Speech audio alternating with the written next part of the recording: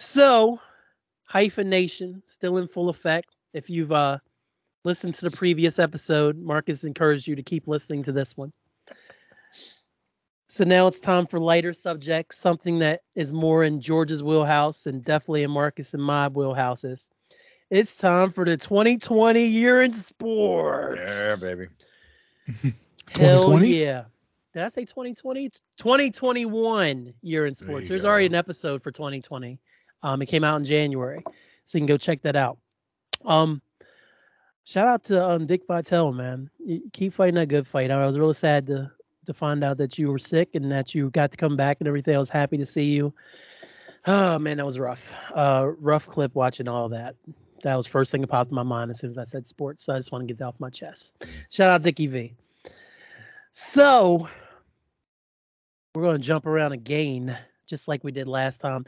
Year in sports, for those of you who aren't familiar, we have topics as usual. The whole topic idea started way back when Hyphen Nation began, and Marcus showed up on episode 34 of Hyphen Nation and just made the topics even better because he actually put thought into it. And so now, whenever I get everybody together, we have a nice little list of topics to keep us on point, and we will see where things go. So, Howitzer, what was your biggest sports surprise? Hold on. Before we get into that, this random, I want you guys to tell me on a scale of 1 to 10 how surprising this actually is. So this stat just floated into my timeline. Notre Dame quarterbacks have lost 23 straight starts in the NFL. That's just fucking nuts. But can you guys guess the last year that a Notre Dame quarterback has started and won an NFL game? George probably can. Does it give you? Does it tell you who? Yeah. Was it Brady Quinn? Yes. Yes, it was. So that's like what the hell? That's like 2013. Is it 2013? No, is it 2013? He's been. It feels too recent. It's too recent. No, 2009. 2012. So you almost close. there. Okay. Yeah. Nice. So the last time a Notre Dame quarterback has started and won a football game was week 13 of the 2012 season. I'm assuming that was Cleveland, right? Browns, Brady Quinn, yeah. Against the Panthers. Wow. On a scale of 1 to 10, how surprising it is. That's a 1 for me because I think Notre Dame is overrated and overinflated, and I don't fuck with anything about that goddamn school. Yeah. There we go, baby. All right. There you go. All right. I can tell you're drinking wine already. Way to mount the episode, Cal. I love it. Hey, man. It's time to have some fun, boys. So George, you can go ahead and what's your most surprising moment, sir? Oh man. We'll do, I can't have too much wine, but I'm gonna have a little bit more just because I'm always the off the board guy with different things. I'll throw out a couple of honorable mentions. UCLA going from the play-in all the way to the Final Four. Crazy impressive in almost the biggest surprise was that tournament being completed after it was completely canceled in 2020, and then in 21. It was moved solely to sites within Indiana, which was kind of cool because if you're a fan of basketball, you had Hinkle Fieldhouse, the cathedral on Butler University's campus that hosting NCAA tournament games again for the first time in like 40 plus years. Like that was cool. So not just playing them in arenas, but kind of playing on campus. Purdue hosted games, Indiana University hosted games. So that was kind of cool. And you got a fun tournament out of it. Gonzaga played, Gonzaga upset UCLA. On a last second buzzer beater and ended up getting kind of housed by Baylor, which, most people, if you asked who won the national championship, they would not tell you Baylor, but Baylor, indeed, national champions last year in basketball. I'm down to a coin. Shout out to not necessarily a surprise, but glad that it happened. NIL finally becoming something that college athletes can do. Also, shout out to former Mountaineer Sean Alston for helping lead that charge. In getting the Supreme Court to side with student athletes there. Excuse me on that one. Absolutely. I'm gonna and I'll get. I see this is a coin flip for me, and I'm gonna runner-up is Hideki Matsuyama winning the Masters. That was first Japanese-born player to win a golf major. Super cool moment for him, for the whole country of Japan, and to win what is essentially golf's famous tournament. Still, like Milwaukee winning the NBA title. I know how good Giannis is. I know how good Chris Middleton and the supporting cast, but for him to it's 2021. And for him to ride that very Gerboing like, no, I'm going to do it here with my group of guys, as opposed to him going to Brooklyn or going to Miami or going to wherever the hell rumors thought that he might go, won a bleeping title in Milwaukee for the first time since the 70s. And I'm kind of a partisan for Wisconsin anyway. That's still surprising to me. Also, because I thought Phoenix was going to win the title, because I thought that Phoenix squad was loaded and young and just super high flying. But that's even, in the way they did it, and just like, oh, they're not going to be able to do it. Milwaukee won the NBA championship in a season where the Nets were supposed to do it, and LeBron was going to figure it out again in LA and all this stuff. And no, Milwaukee. That's still, there are some other surprise, but that still like sticks out to me as being a surprise. So I'm gonna jump in here real quick, because if you've ever listened to an episode of Hyphen Nation, you know that there's been plenty of times, Beyonce, where I have cursed somebody out on my show because I didn't agree with something, or tell them they would be a failure or something like that. And then they went on to prove me wrong.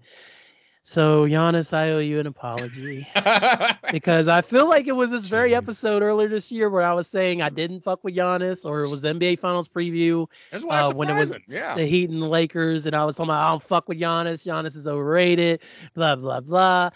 I watched Game 6 of the Finals last year and watched that man dominate 4 quarters, triple-double. 50 point. How many points do you have?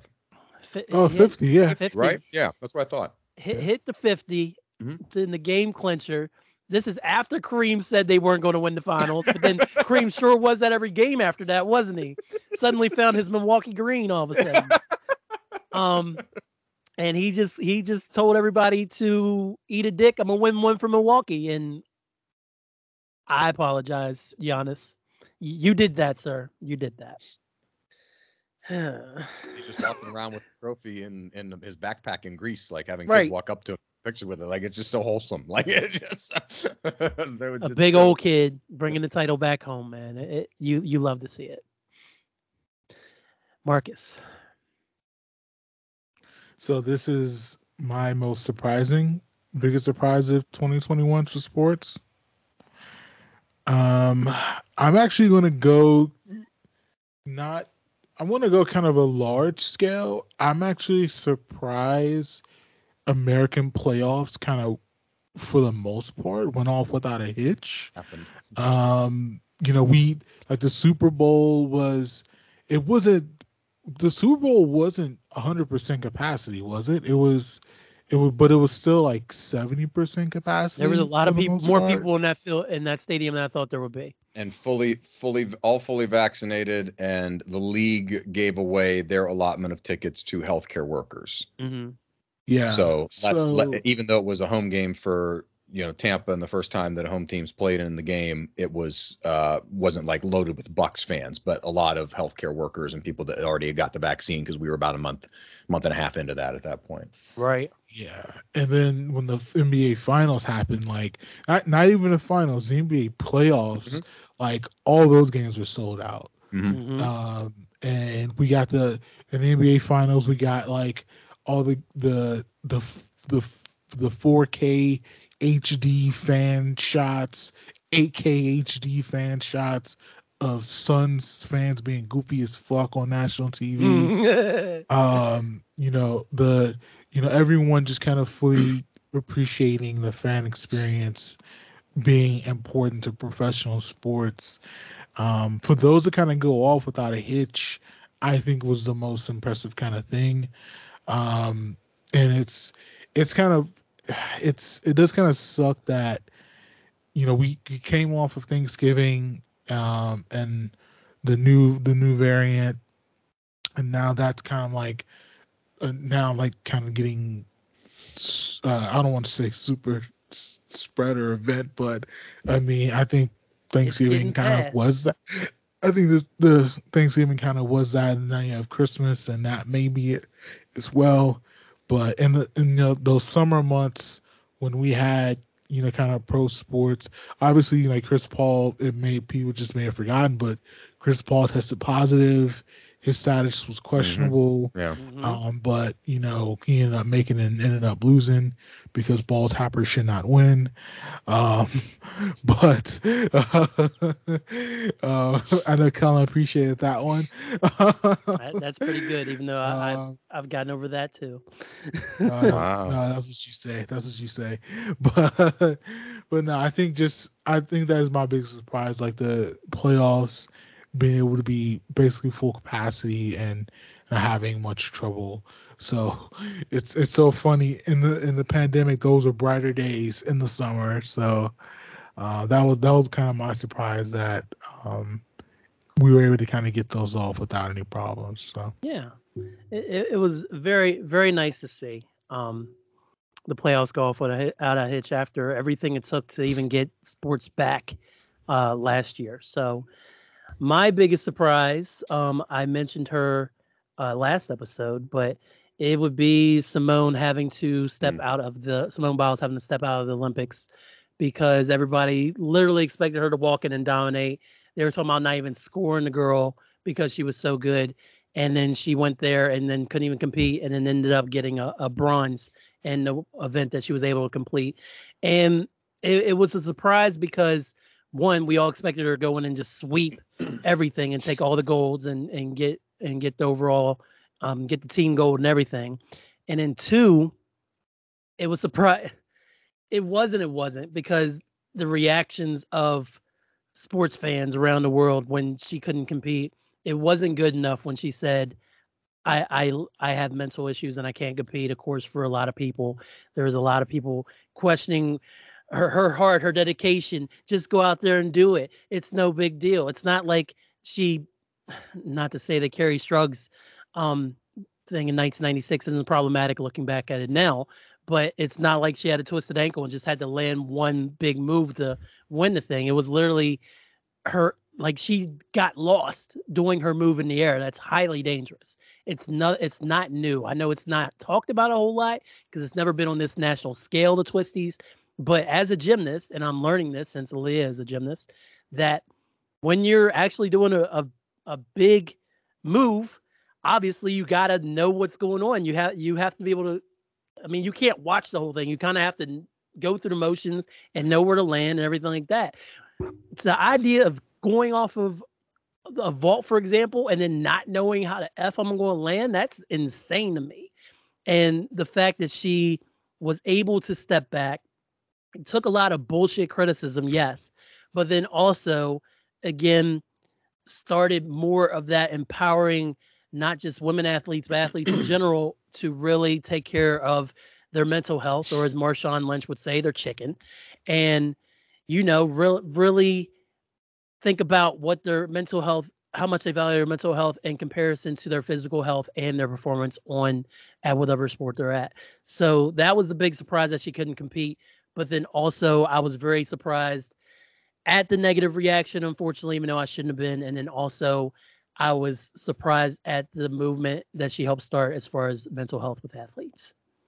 I just read Shaun White this week as he's preparing to go to Beijing for the Olympics. Kind of the same thing. He had a super serious crash a couple years ago, like backcountry snowboarding, and like him seeing what Simone was talking about, like same kind of concept when you're coming up off of half pipe and snowboarding, and the same thing where you're going 1,400 degrees in the air, and that shit can kill you. So yeah, right. It's kind of like understanding how. I can't fathom doing it physically, let alone those people having to do it physically. And then like, what if I don't, find my spot or see my place I'm supposed to land and everything? It's muscle memory, and then you just lose that in midair. Oh my God, bro. No thanks. No thanks, man. So we'll pivot from biggest surprise to the most disappointing team of the year. And it could be any team. It doesn't necessarily have to be your team. It's going to be my team for me, and that will be the Las Vegas Raiders. Just because Oh my God. Oh, speaking of surprises, this guy John Gruden, I'm not surprised. Ooh, I'm not surprised. Now, what I will say, that I part's was not right. surprising. I was right about Gruden. I sat on this podcast and questioned giving him all called that him- goddamn money and letting him have this long ass contract. And surprise, surprise, he's the one that takes the downfall for all these emails. Now, was there other emails? I'm sure there were, but for some reason, John Gruden was the fall guy. And one, that definitely impacted our season. We started out our season great. They won their following game after he resigned, and I was like, okay, things are okay, but we've never really truly recovered from the Henry Ruggs thing. That tragic idiot killing someone because he was drunk driving early in the morning, and having to cut him, and then it really severely hampering the Raiders' chemistry and just injuries, and of course going to Kansas City and jumping all over their logo when they're like on a 4-game winning streak after starting out the season rough. That was a real good idea, fellas. I'm glad you won your last 2 games. Cleveland had like 9 players on the field, and y'all won yesterday. But can we make the playoffs, please, and have Derek Carr as the starting quarterback? Maybe that would be good. That's all I want. No. God. It's been bad, yeah. And Kellen, let me rewind a little bit. Were you taking credit for? Let me take a rewind a bit. Were you predicting that John Gruden had racist emails? Yes. Are you taking credit for that? Go to the tape. I said he hates black people. I can tell. Oh, all right. It's on episode 0.7. I just wanted to make sure that the public knew that you were Negrodamus. Nah, man. It was just I didn't agree with the hiring. I didn't agree with the Del Rio firing personally. So yeah, Jack Del Rio was a good fit there. Yeah. One bad year and he's gone. Sounds like an Al Davis move to me. Marcus. So I'm actually going to answer 2 questions. My most disappointing team and my favorite team are the same team, the 2021 Washington Jayhawks /Bullets /Wizards. These fuckers at one point were 11-5. Yeah, they were. One of the best defenses in the East, number 2 in the East, and then Montrell and Kuz cutting it up. Bradley Beal decided to have the worst season of his career, and just fell off a fucking cliff. But the first 16 games though, that was legit. And I'm someone who's a big John Wall supporter. I remember, the emergence of Gang Sign. I remember, and those years were so much fun. And when they decided to trade for Kuz, KCP, and Trez, try to rebuild around Bill and not blow it up to start from scratch, to be very honest, I was not for that. Like I wanted them to trade Bill to get assets, to build back, and to kind of start from scratch with picks, money, whatever. But then the season started. They were winless in the preseason, so they didn't win a single game in the preseason, and it was like there was no kind of enthusiasm. It was like they're kind of going through the motions. And then for the season start and for them to, it's one thing if they were kind of like playing bad teams or whatever, but they were playing good teams. They were playing great defense, which this team hasn't had great defense and I don't know when. And for them to kind of eke out those victories, and then also they had victories where they were like steamrolling too. So it was like you had the balance and none of it felt like a fluke. And that was the last time I felt that was on almost a little over a month ago, November 20th, when we were number 2 in the East. And it was a game where we beat Miami to where KCP and Spencer Dinwiddie were perfect in the fourth quarter from the field, and they came back and they beat the Heat. And now we're just now we're not that at all. Now I think we're like 6th or 7th in the East now or some shit like that. Where are we in the East right now? So currently we're 7th in the East. We're 17 and 16. So that is we went for 11-5, and then we were 6 and 11. So oh my god. Ooh, Oh, what a boy. we literally flipped.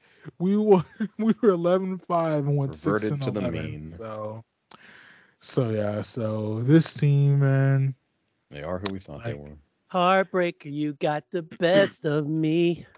they are who we thought they were.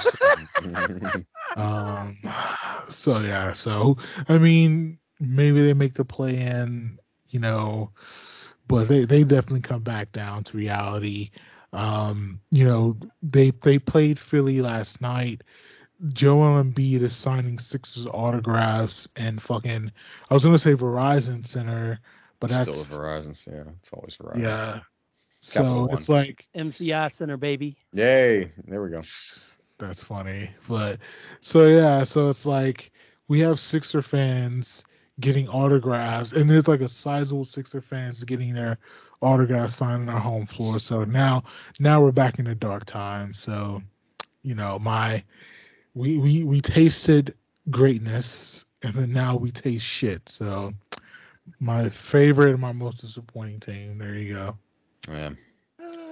I got a good tie-in because some of those guys have now been displaced. It is the Los Angeles Lakers, and I don't like the Lakers. We know. I can't. But like at least want them to fucking be entertaining, and they're not even entertaining anymore.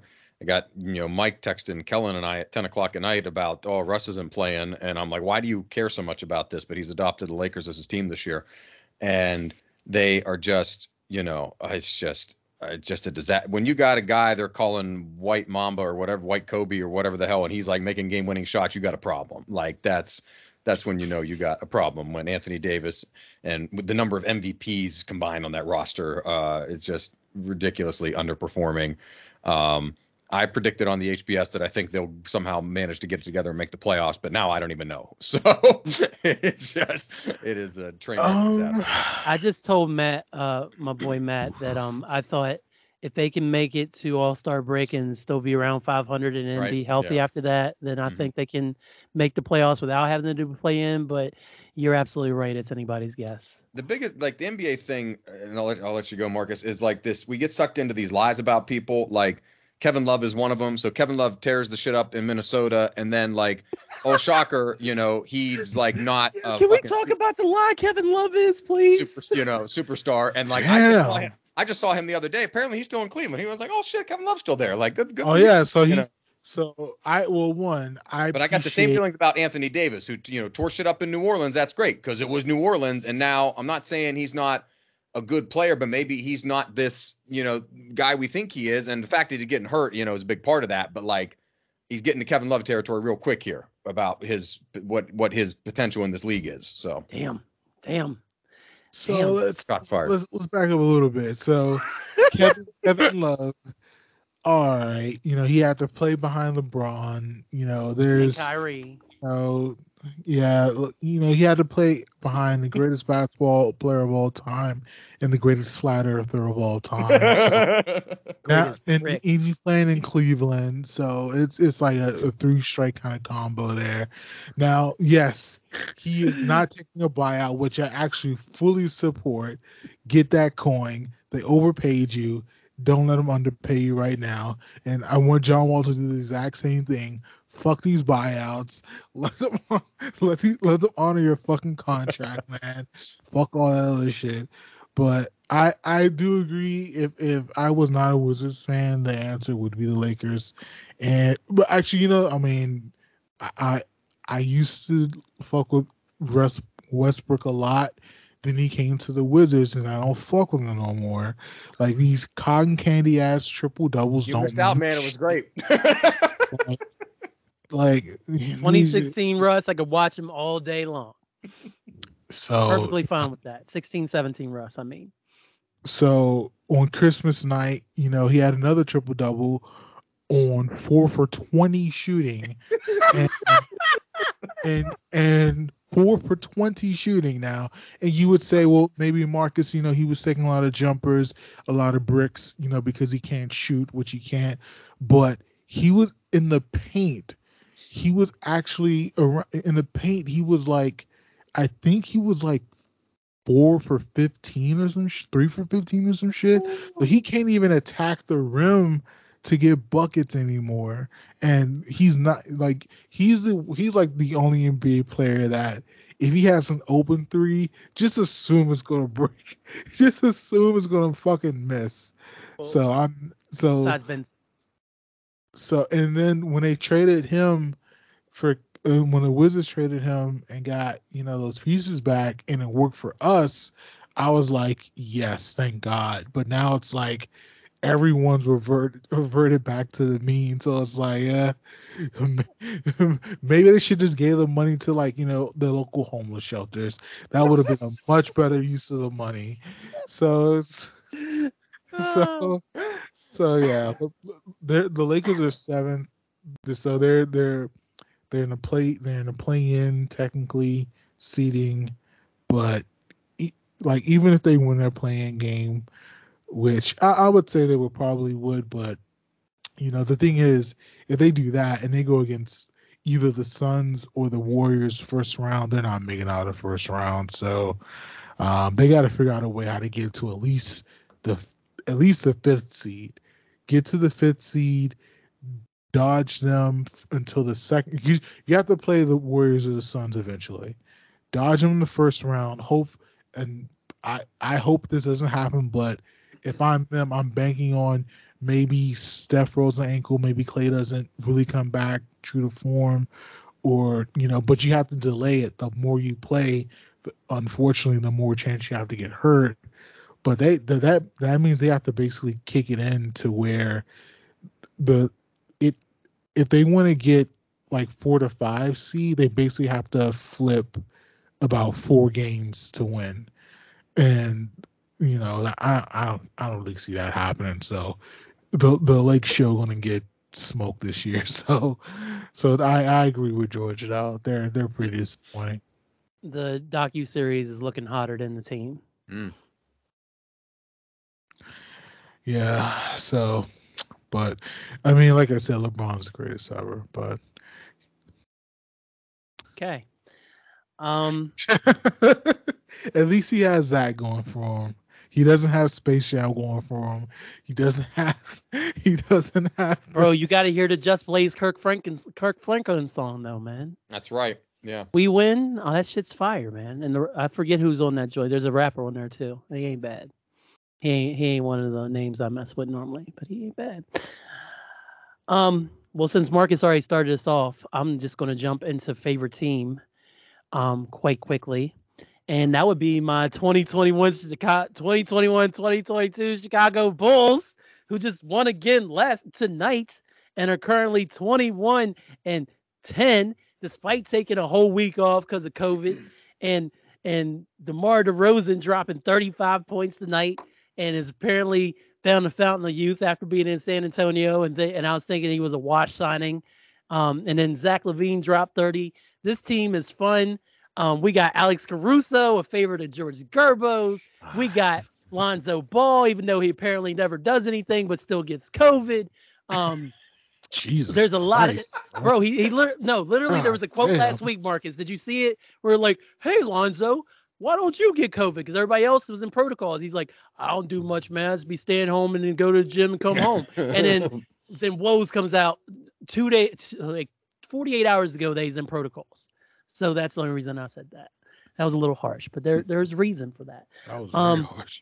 A lot of energy in United Center for the first time since pre-Derrick Rose's first injury, honestly, because after that first one, we all expected it to happen again multiple times, and it did.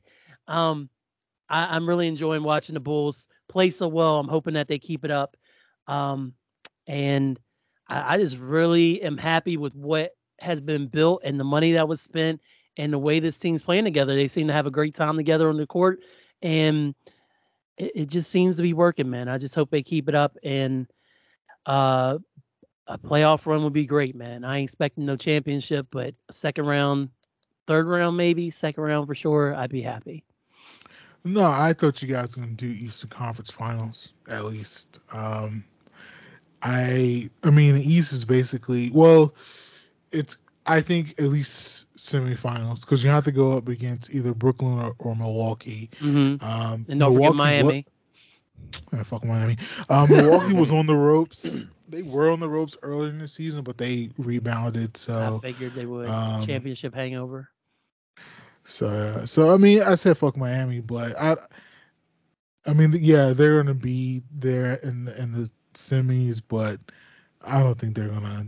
I don't think they're gonna be better than Brooklyn Bulls or the Bucks. So it's basically y'all three at this point. Oh well, I would say, I mean, it looks like. Can we talk about that actually? What's that? And let me actually revert back one of my answers for biggest surprise. I think we're in a really weird time with labor versus management in this country, especially with kind of COVID, people testing positive, PTO, people getting approved time off for this shit or not, whatever.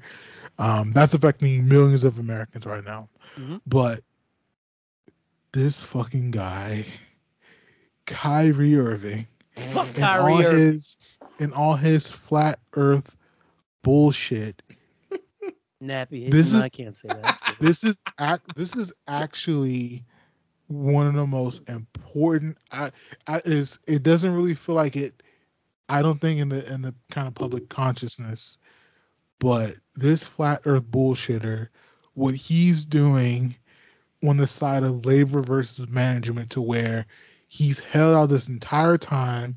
He said, "I'm not getting vaccinated, but y'all bitches eventually going to play me." And what did these bitches do? They're going to fucking play him eventually. And I hate that it's him taking this kind of stance, but for someone who is, I'm pro-labor, it's amazing what this kind of story and what this kind of, how it's all playing out, to where he's held out this entire time. They brought him back, and if he doesn't play, they still have to pay his ass. Like, I really wish it was for a better person, for a better cause, but the man started a mini insurrection at Barclays, man. It's fucking wild. So weird. That was weird ass, yeah. Like, it's so weird that he's gonna get to play basketball, and then he just held out and he won. And that's my biggest surprise, that labor actually beat management in 2021.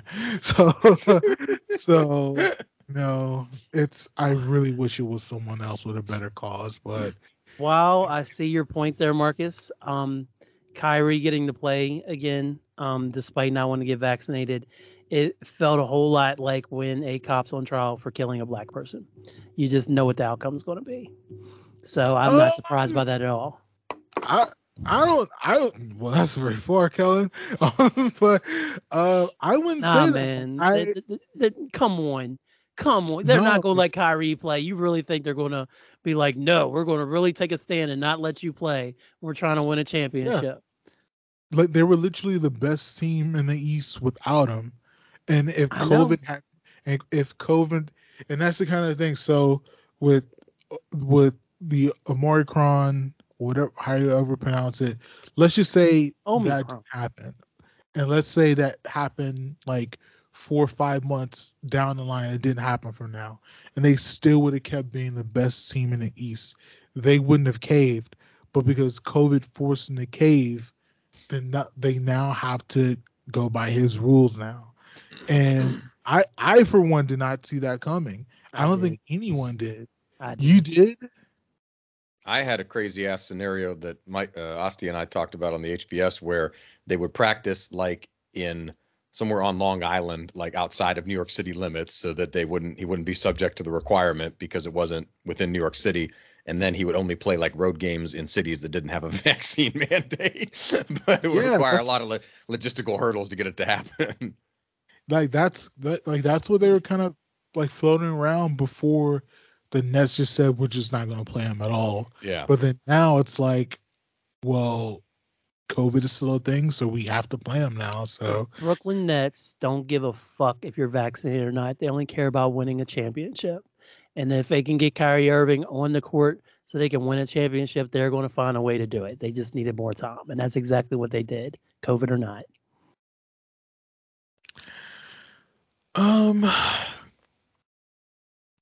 It's so funny. I'm cynical in a lot of ways, but I don't know. I wasn't that cynical in this kind of case, which is pretty surprising.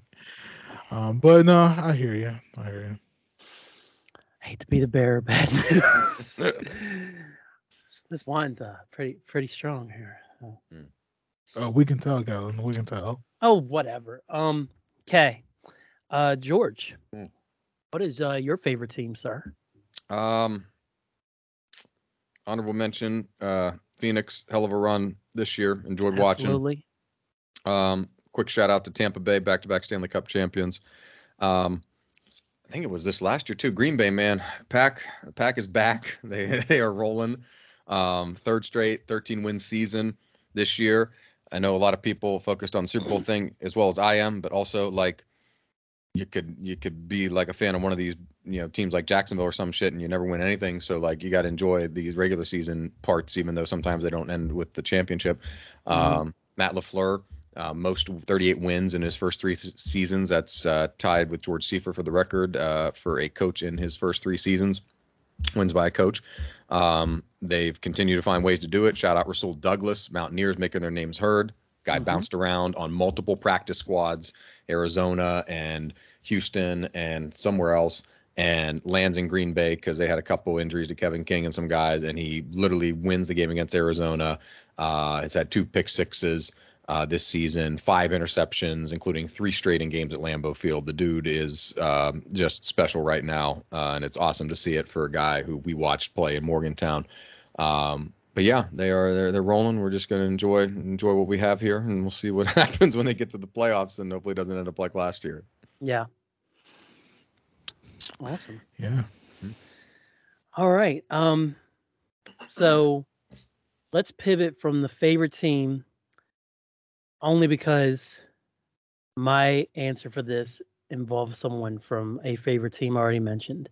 Overrated player. George, you want to pick it back up? Oh yeah. I'm gonna be accused of being too soon on this, but I got some hot ass. All right, okay. Trevor Lawrence, Jacksonville Jaguars quarterback. I don't know that whole situation. You can't. The whole situation is bad. I got a problem from the get-go where in the draft in April of this year, he's a generational talent. Like, nah, he's not a generational talent. He's this skinny, Little Miss Sunshine looking, rail thin white kid who, played in a good offense and for a good coach, and they beat Alabama once in the national championship. Like, he don't have that national championship win. You probably don't think that he's probably still highly rated, but you don't think, oh, he's a generational talent. He ain't no generational talent. Like, is he going to have, have a terrible NFL career? No, but I don't think that he should have been. And Marcus is right that the situation is obviously ridiculous with everything that happened with Urban Meyer and all that in Jacksonville. But next guy that come in may be Jim Caldwell, who's got a lot of respect in the league and helped had some good winning season with the Colts, and maybe Doug Peterson, who won a Super Bowl in Philadelphia. But I just think he should not have been as highly. He's overrated to me because he shouldn't have been highly rated as he was as this like transcendent guy in the first place.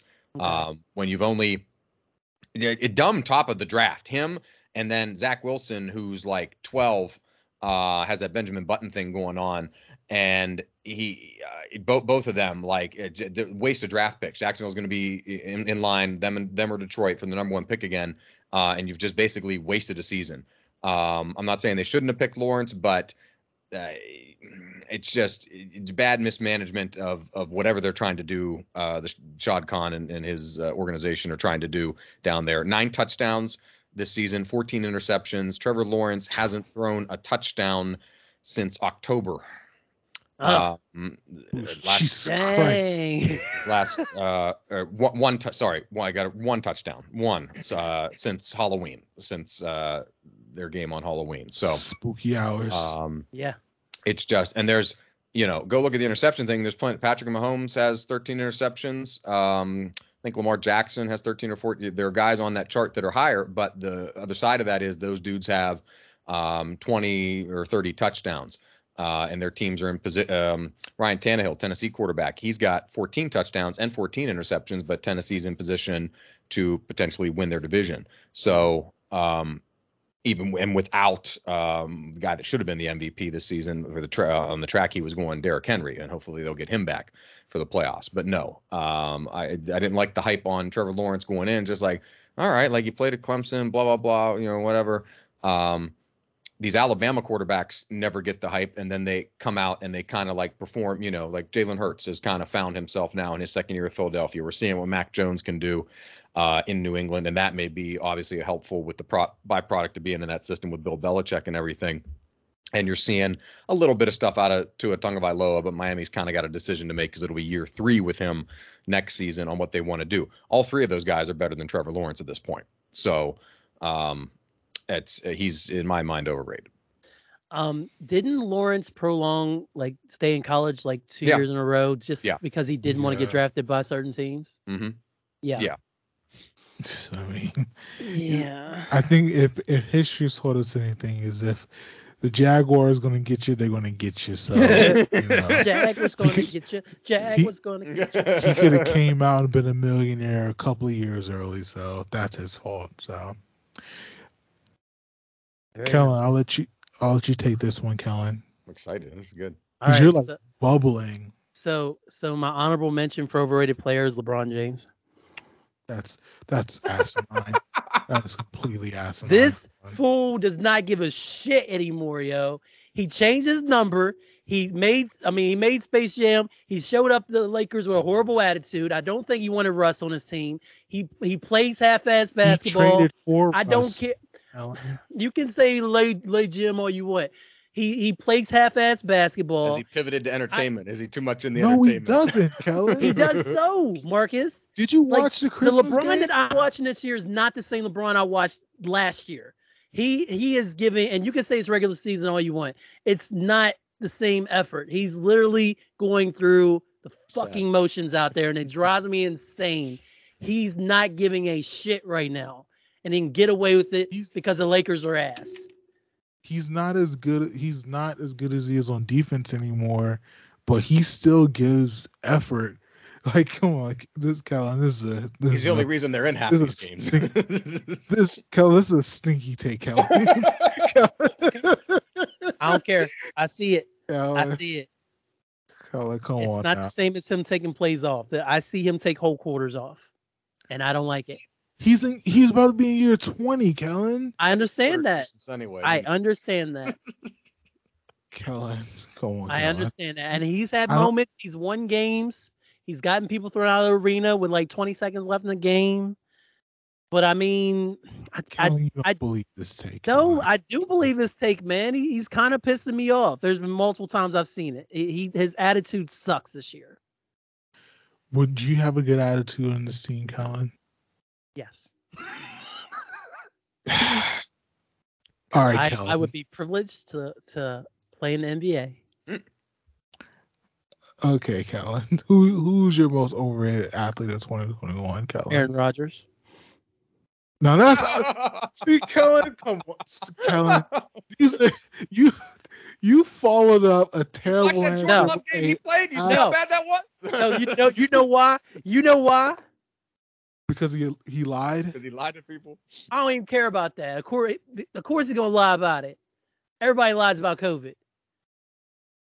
What, Kellen? You put the wine down, Kellen. Everyone just did not lie about COVID. I'm waiting for the reason. That wasn't the reason. No. The real reason is the trade demands hurt my heart, man. So that's why. Get... No, man. Why has he got to leave? I'm not even a Packers fan. Why does he have to leave? I sat in the sports page, Marcus, with George and Nick and some other Packers fans when he started his first game, and he took him to Super Bowl in 2010, and he played all them years for them, and now he's going to be like, fucking trade me. Like, no, why are you being such a little bitch? Just finish your career there. I think it's getting better. I feel like I'm optimistic. I'm not even a Packers fan, but why would you want to waste your time with an organization that wasted your prime under Mike McCarthy? See, that's the rub. Why would you waste your time with an organization that refused to draft receivers, running backs that would have helped your ass win early? All those years that he had to suffer behind shitty defenses after shitty defenses after shitty defenses. Like this year they have it together, but this like the first good defensive team he's had in 5 seasons? 2 years ago, good defensive team, but they kind of squandered that. But otherwise, yeah, in about 5 seasons, yeah. Yeah, Mike Pettin leading those defenses, Dom Capers, it was bad. It ain't right. Kellen, you had an asinine answer and followed up with an atrocious answer. Like, I don't care. Jeez, you tombstone the podcast to hell, Kellen. Jesus Christ. LeBron one's closer to actual truth. I'm gonna back. He's in a Cowboys uniform. I'm gonna back Kellen up here. Not back Kellen up, but I'm gonna add some. I was like, what? No, I'm going to add some color to it because I get these emails about random emails come to my work inbox. And I got this random email today, and it's some sort of polling company. They're always trying to get you to do, stories on, hey, we have this data, blah, blah, blah, talk about it. And it's literally people that don't like LeBron James, why they don't like LeBron James. And they surveyed people. Specifically, survey of 2,200 NBA fans who were not LeBron James fans conducted from December 1st to December 20th. 33.6% believe he's overrated, believe that he is not as good as he is given credit for. 23.4% don't like his political stances. That was number 2. But overrated was 33.6. I will clarify that I feel like LeBron is overrated in this moment right now. I still think he's the greatest basketball player of all time. Well, at least you said that, Kellen. But God, I did a whole podcast saying he's better than Jordan. I can't walk that back.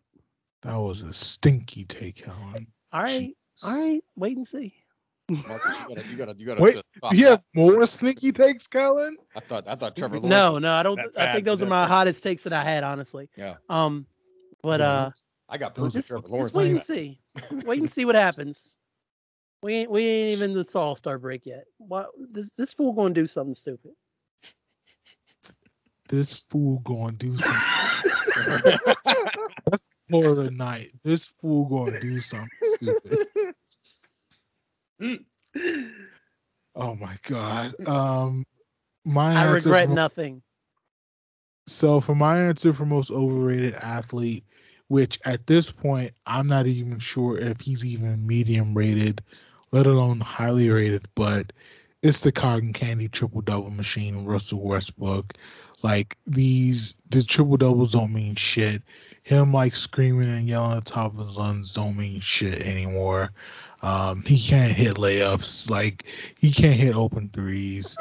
He's like he can pass. He's a really good passer still. But get this guy the fuck out of here, man. Like, please trade him to Houston for John Wall. John Wall can at least, the funny thing is, so if you had John Wall conducting that offense and their defense, which their defense is fucking terrible, if you had him doing that, I think they would have a better chance. They will be better with John Wall than Russell Westbrook. I would say that flatly. And John has not played a single second of NBA ball this season or last. Well, no, he played last season, but he hasn't played at all this season. And I just think that the woofing, the getting the crowd hype, I think that's cool for a Tuesday night shitter, but on Christmas Day. he had on Christmas Day. Tuesday night shitter on TNT. Brought to you by Miller Lite. On Christmas Day, Russell had more personal fouls than field goals made. He had 5 fouls and 4 fucking field goals. On 20 shots, he had 4 fucking field goals. He was minus 23 on the day Jesus was born. I never want to hear about Russell being good.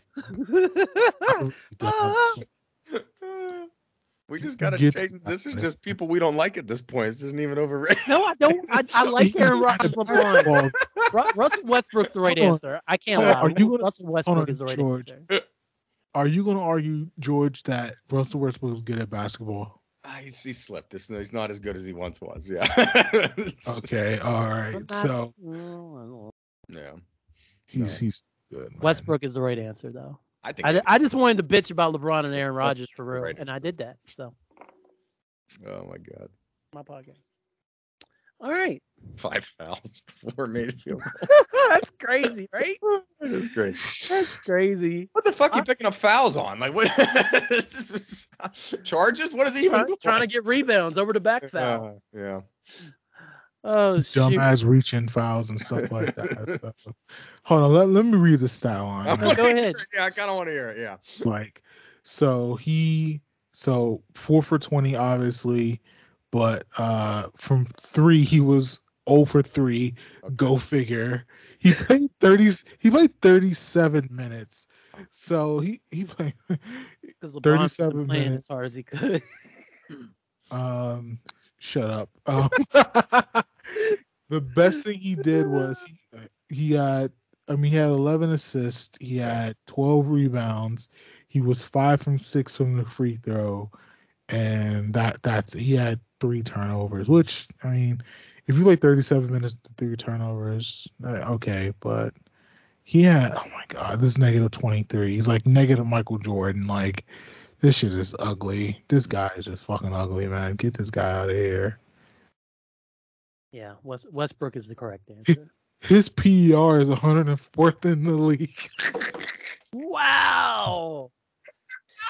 Can someone say MVP? Oh my God, I was not expecting to see that. Holy fuck. Wow. Jesus. Wow. Dang, Russ. Why not? How about just why? Why, Russ? Why? Oh my God. Oh man. Well, since I just brought up his shoe, I guess we should talk about a sneakerhead memory. Now, I threw this in here because I wanted to talk sneakers with you. I was planning on doing that, and I figured we could just talk a little bit about sneakers and break up the sports monotony with that. So, Marcus showing Mad Love Robinson, any sneakerhead memory that you have, it can be yesterday, it can be 14 years ago. What do you have for us? Well, speaking of fucking 14 years ago, which I think that math is actually fairly accurate. So in 1998, I believe it was. Oh, well, I was actually speaking of negative 23. So 23 years ago, the Jordan 13 released. I'm pretty sure it was 19. It was 97, 98 basically. It was 97, 98. Yes, the last dance season. So the Jordan 13s came out, and one of the models to come out was the low version, which was navy blue and black. And ever since 97, I wanted this pair. And I never got it. When it retroed, it actually retroed twice. I didn't get it the first time. I missed it the second time. I just got it this year. So nice. So when it came out in 97, I'm pretty certain at the time it was the second Jordan model to have a predominantly black and white. Oh, sorry, a predominantly black and blue colorway. Only the Jordan 1 had a black and blue model. There was a model of the Jordan 10 that was mostly white, mostly black, and a little bit of blue for like an Orlando pack of the Jordan 10s. But the Jordan 13 was the second black and blue model that came out. The Space Jam actually did not even release when the 11s originally came out. The Space Jams weren't available to buy until the year 2000, 2001. So I was able to cop that, and 23 years in the making, I finally got it. And another memory is obviously this year, unfortunately, we had the passing of Virgil Abloh. He was a prominent fashion designer from Chicago. He got his bones kind of coming up a bit with Kanye as far as you know, kind of developing his brand of fashion with Pyrex Vision and Off-White, and his collaboration with Nike from 2017 until this year. A lot of his pieces were great. There's some Off-White shoes that he has Nike that I didn't like, but for the vast majority of it, the top of the line shit was I really fuck with really heavy. This year, with Nike, he developed a 50 pack of Nike Dunks that came out. No one knew how the release was going to be, but one random day while I was on a phone call, I was on a work phone call, I got the sneakers alert that you can make a purchase for one of the Off-White 50 Dunks. And what they did was they didn't show you what dunk to buy. They basically, if you got picked to select to actually be available to buy it, when you bought it, whenever you make a purchase on sneakers, they show you the got 'em sign with the shoe, but they just showed the shoe box. And so I ordered it. I had no clue what fucking shoe I was going to get. Oh, damn. So yeah.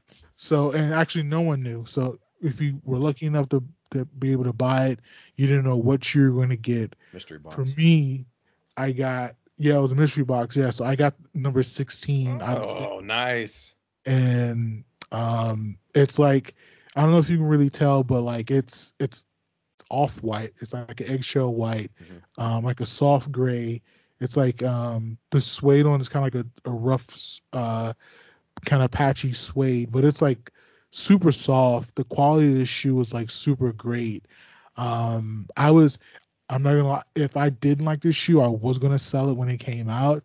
But when I got it, I opened it. I love this shoe. I already worn it. For me personally, unless like there's like some like super financial kind of thing I'm trying to do, like I really don't like selling my shoes, honestly. Unless I don't like it, I don't know where I'll sell it. So I did like a purge this summer for some, but for that one, when I got it, I saw it, I loved it, I knew I wasn't going to sell it. Virgil passed away. It was a little bit before Thanksgiving. So obviously now his sneakers and fashion pieces are super coveted. He had a collaboration with Louis Vuitton for Louis Vuitton Air Force One. It was about 3 Louis Vuitton Air Force Ones, or 2 or 3. Those are probably going to come out next year. There's no fucking way I'm going to get those. But there were some other kind of Jordans that he put out, but that if I wanted to pay like $700 for, which I don't want to, that's a Disney vacation. Yeah. So for sure. So yeah, but I think that moment of being able to cop a coveted pair, especially with the shitty reputation that sneakers has, I've never been able to cop a lot of coveted pairs off sneakers, especially because they pivoted to the drawing system. But this one was like the kind of the most coveted pair I was ever able to get off sneakers. So that was a great moment this year for my sneakerhead for this year. And lastly, just because I wore these shoes this weekend when I saw Matrix South Beaches. Yes. Yes, sir. I'll be and and the funny thing is, so they weren't even really super coveted, which is super strange.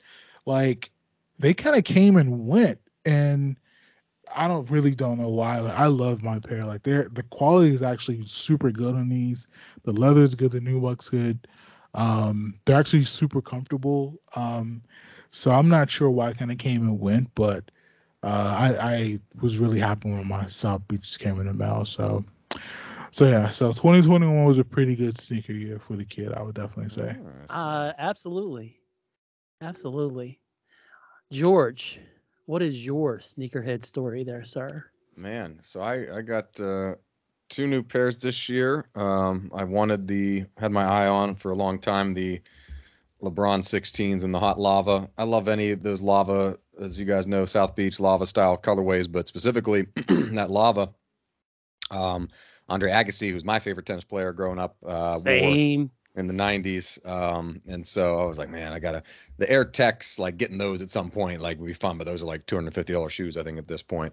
But the LeBron 16s in that colorway, so that's a super nice shoe. Loved it. Got it from Flight Club. Really good.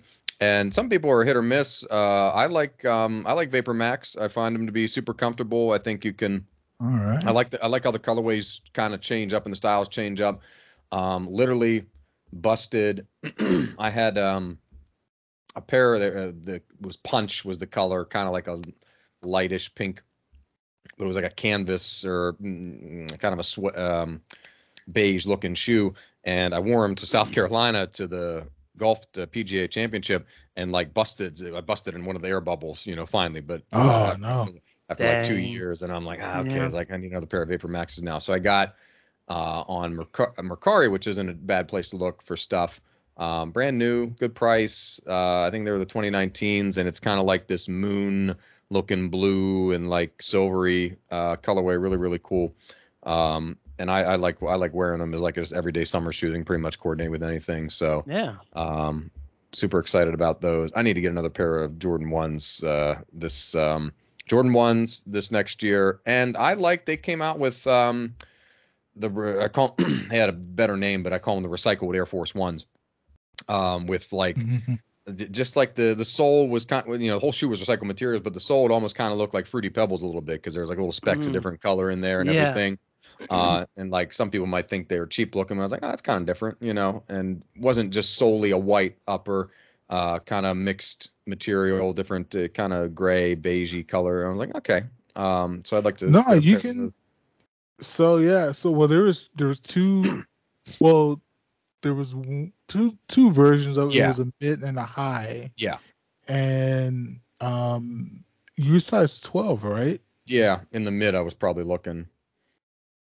Well, the size 12, I think you can actually find these at a pretty decent clip. I would say for the mid, I saw them. They were in stores like late summer, I guess, mid to late summer is when I saw them in stores. So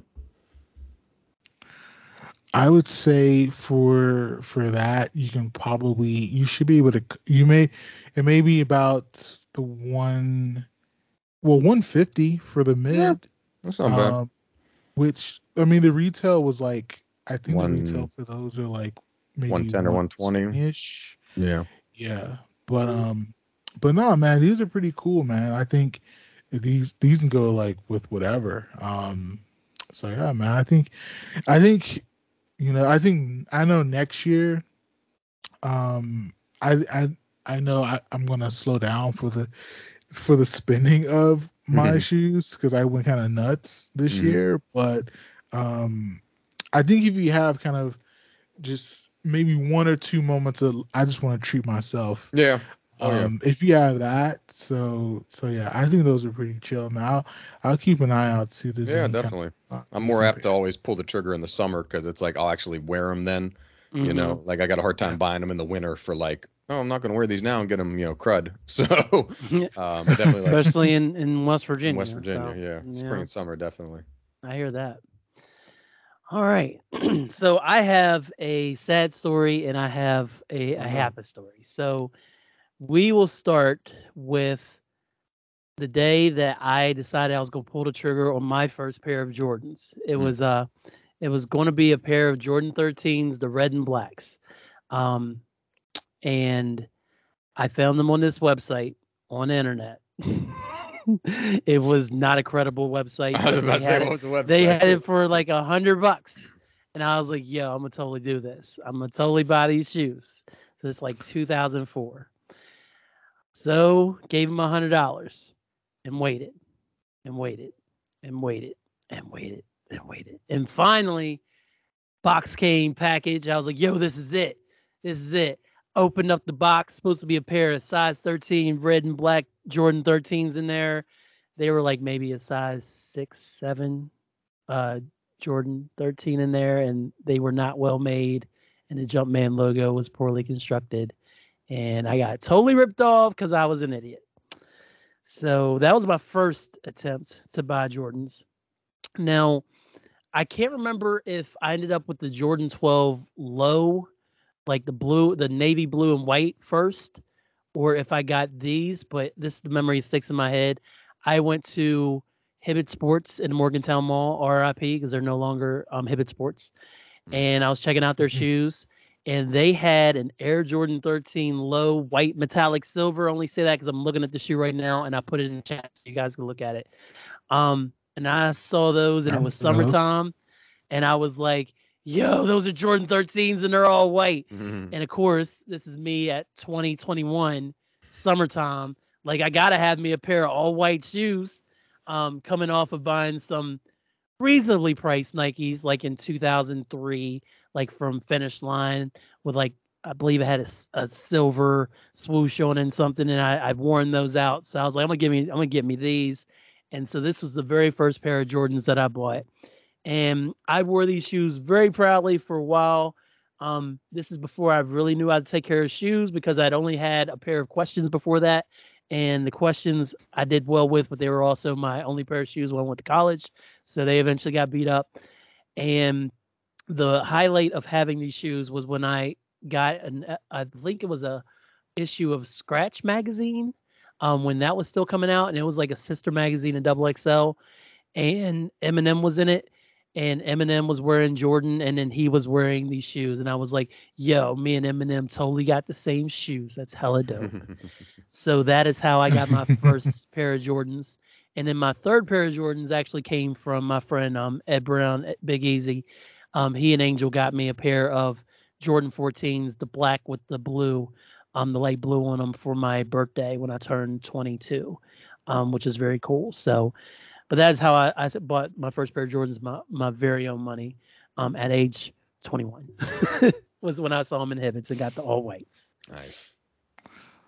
All right, I see the vision, man. I see the vision. Yeah, man. Yep, they were good to me. You say your size 13? And those I think I had to get a 13. I think the 12s are too tight on me. I'm normally a 12 or a 13.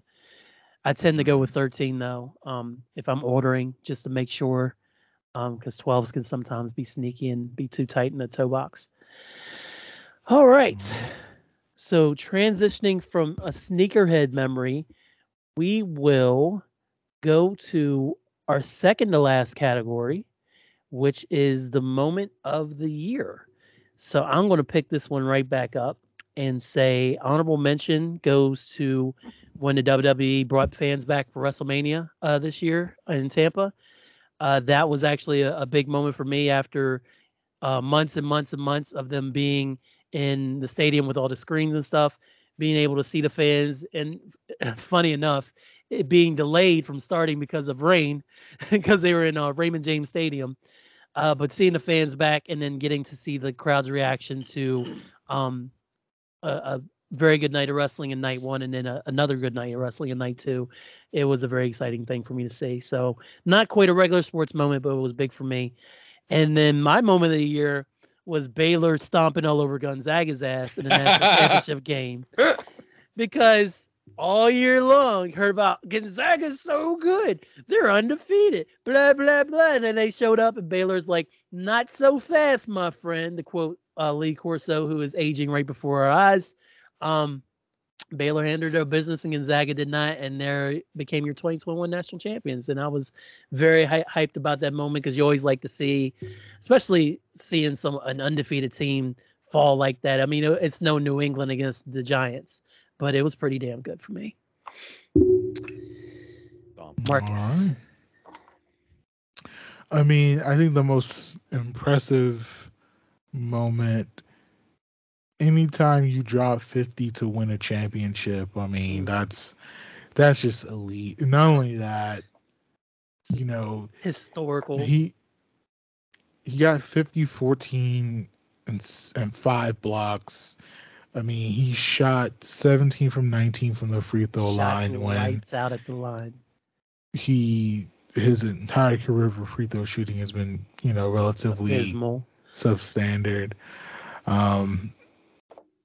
It has to be Giannis game 6 of the finals. Like it was just one of those moments to where we weren't alive to really see like Kareem in his prime. We saw Jordan, we saw LeBron, we've seen Kobe, we've seen Shaq, but this felt like one of the moments to where if you just look at finals performances, it especially for a closeout game, that has to be one of the best finals performances in the history of the NBA. And it wasn't even close, man. Well, the game was close until it really wasn't.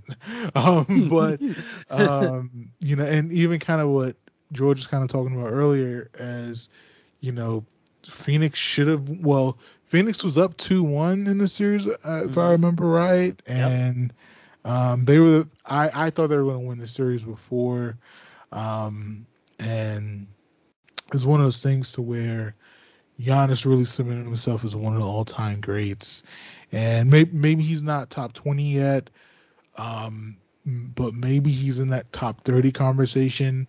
I think if you say he's top 40, I would say that's probably a given. If he has kind of another finals performance to where, he's closing out with fucking 50, man. Like you gotta really put it out there with the greats, man. It was definitely one of those unicorn performances to where there's just no like, and even at college, like who, if you look at all of the history of the pros, like winning championships by being that dominant, it's especially with the last game of the season, that just really doesn't happen in that kind of way. So, doing it on the biggest stage when it matters the absolute most, that's God level type shit. So, Giannis game 6 for me. Okay. Great answer.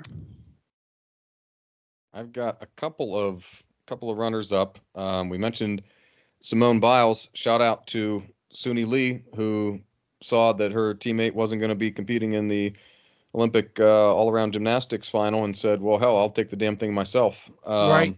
And won it from the Hmong community in Minnesota that were so proud of her, and just a super cool, uniquely American story to be like, yeah, you ain't heard of me till today, but I'm gonna go here and win the gold, Yep. Sure did. In the midst of all that, and just crushed it.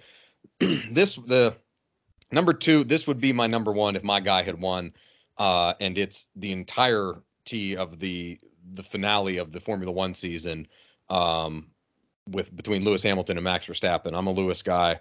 My buddy's a Max guy, so he was kind of happy. But the whole way they botched the end of that was just like ridiculous. F1's kind of a niche thing I just got into this year, but yeah, it just pains me the way they didn't give him a fair. If Max is gonna win, let him race it to the win, not Lewis being on old tires because you're interpreting the rules the way you want to. I got that's a whole another podcast that wouldn't air on this network. But my moment of the year, you never know. Content is king. That's true. My moment of the year, I got to be a part of this. Charleston, Kiowa Island, South Carolina. Phil Mickelson, the oldest person ever to win a PGA championship, age 50, man. Phil, right? That was crazy. Lefty going out there, and it's just like, oh, okay. And like we were out at the course. Shout out to Brett and everybody we were down there with.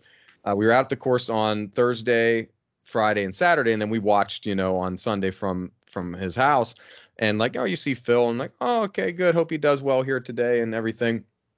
And he was 2 shots back after the first day. He led after the second day. He led on Saturday, and he's paired in the final round with Brooks Koepka, who, if you know who he is just a beefcake of a guy. Yeah, and just is out there crushing bombs. And 50-year-old Phil Mickelson is like loving it, and like kind of classic Phil being cocky at the same, like outdrives Brooks Koepka for the longest drive of the tournament on the 17th hole, 16th hole to add that in his cap, and just the celebration and being part of that, and to take, wasn't like he won it over a pushover. Like Brooks Koepka is one of the most dominant performers in golf, very specifically when he plays at a major. 2 U.S. Opens, he's won the PGA before, so for Phil to do it, and to do it against the competition he had to do it, was pretty cool moment to see in sports, and just like chalk up one for the old dudes, and it was pretty fun. Absolutely. We haven't talked a lot about baseball this year. Was this season kind of, what are you guys kind of thoughts, or even if you didn't even watch baseball a lot this year, like what are you guys kind of thoughts about MLB this year? I caught a lot when I was at my dad's. Ohtani is just a beast, just a beast, man.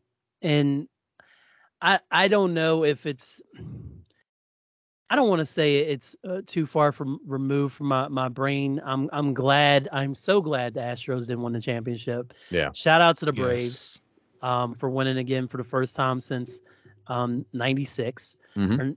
No, 95. 96 is when the Yankees beat them, even though they beat my Indians back then. It was good to see Atlanta, especially again, almost like your Nationals. They were a team that was struggling a lot over the season, and mid-season it was like, they weren't sure, and then they pushed and got into the playoffs, and then they just caught fire, man.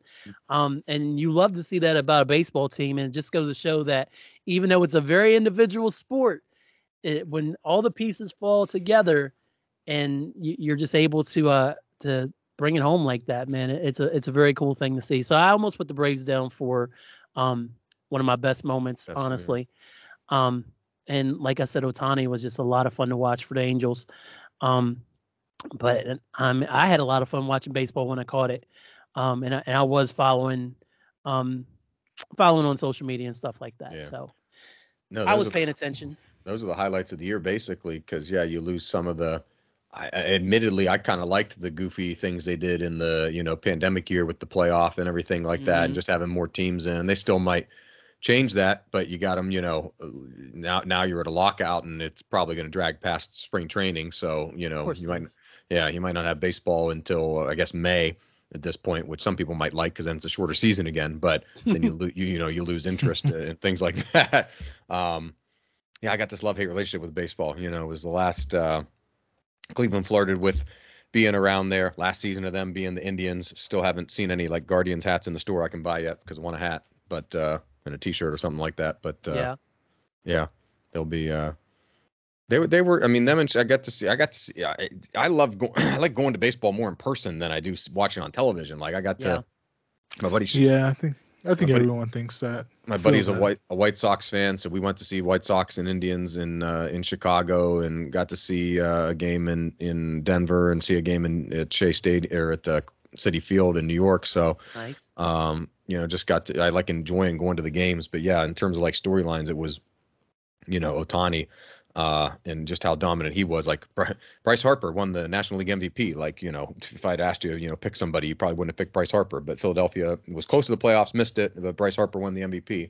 So who knows how good they'll be next year. But and the Red Sox went deep in the playoffs, which is pretty cool. I did not expect that. I mean, I knew they were having a good year, but I didn't expect them to go as far as they did. And they were in it till the last few games. So I mean, I can't ask for much more than that.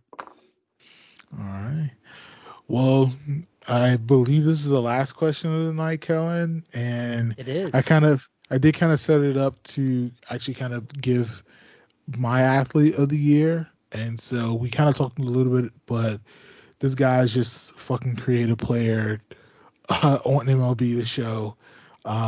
Just Shohei Ohtani, man. Like I legit think he has one of the best swings I've ever seen in my life, man. Like it's just it looks effortless, but it's so violent and it's so strong. Yes, that's so a great violent. Yeah.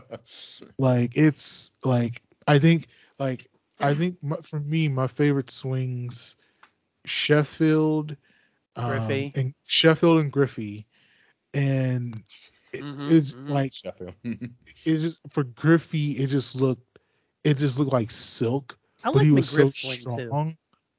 But it's just something about Ohtani, like this and him, the pitching too, like it's just kind of crazy what it has been able to do, and obviously it hasn't translated into wins. Well, for the real shit, when he wasn't pitching. Yeah, so yeah, but I think that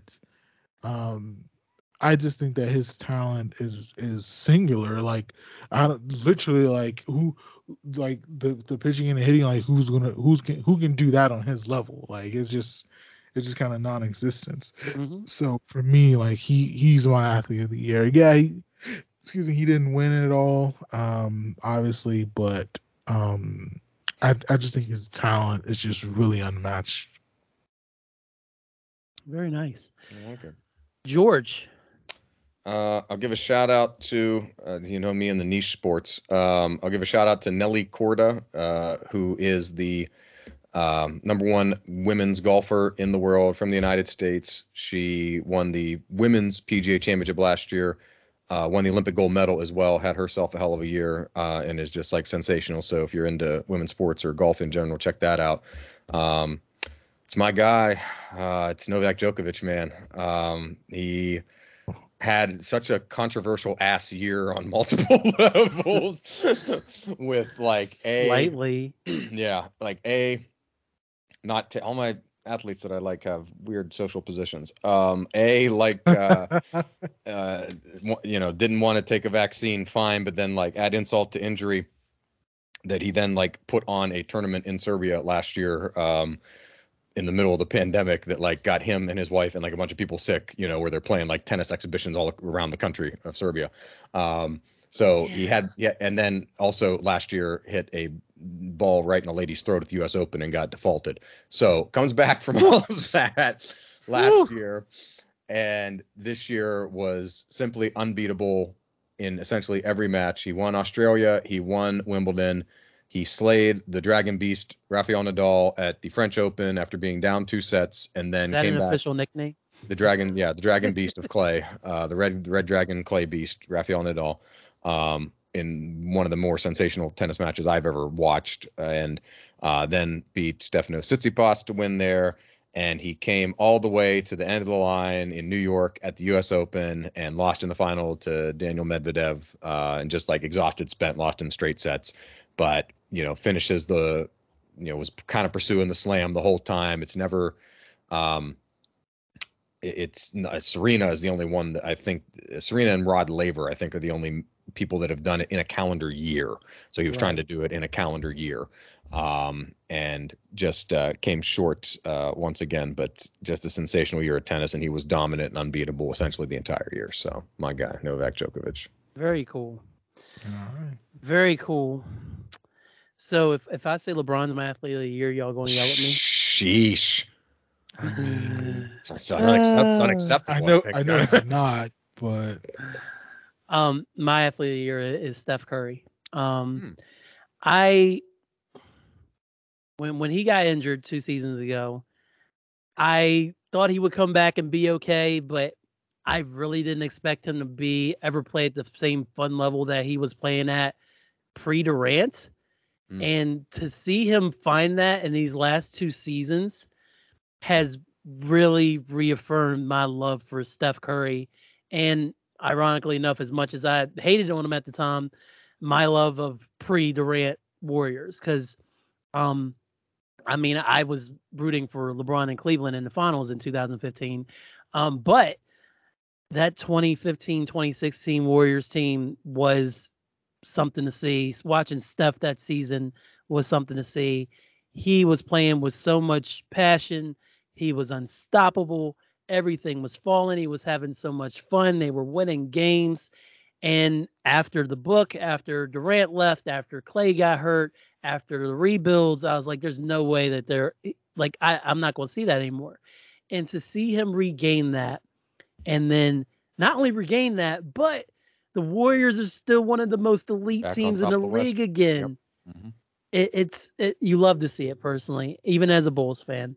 But I'm used to the Bulls stinking. So there's that. So I'm really happy for Steph. I can't wait till Clay gets back here in January, I think is his target date.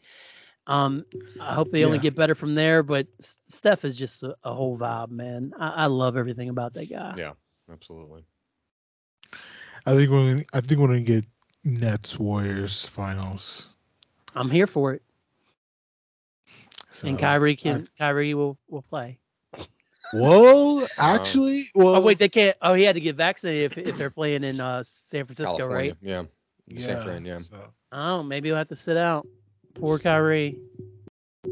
How did we go through this without a Derrick Rose mention? He's had surgery. He's out for 8 weeks. Oh, he's on the Knicks, man. 7 weeks. All of the Knicks, man. Listen, Kellen's got to have the content for the D-Rose. The D-Rose reborn guy. He's running. Yeah, man. I posted pictures of him and his family on Christmas. Did y'all see that? Jesus. I'm glad that I'm not the only person that loves Derrick like that, man. I appreciate that. There's a group out there, yeah. There's a legit fan club people out there. Yeah, he's never going to win a championship. I don't know, man. He's always going to be a special spot in my heart, though. Mm. He's overrated though because he's injured. What a dismount. This is bullshit. Bullshit, Derek. Get out there on the court. The Knicks need you, bro. No one is immune. George, Marcus, thank you again for joining me. Always a pleasure. Thanks for putting up with me really ranting about my overrated players because I just wanted to bitch about LeBron and Aaron Rodgers. And that's about it, guys. So until next time, we need to do this more often than once a year. So hopefully in the new year, we will get together again sometime to talk things over. Marcus, I'll be seeing you soon from No Way Home, of course, and Rasslecast. Make sure you're good to yourself and each other, as Jerry Springer would say. Thank you for listening, everybody. And I say all that to say this. Thanks, y'all.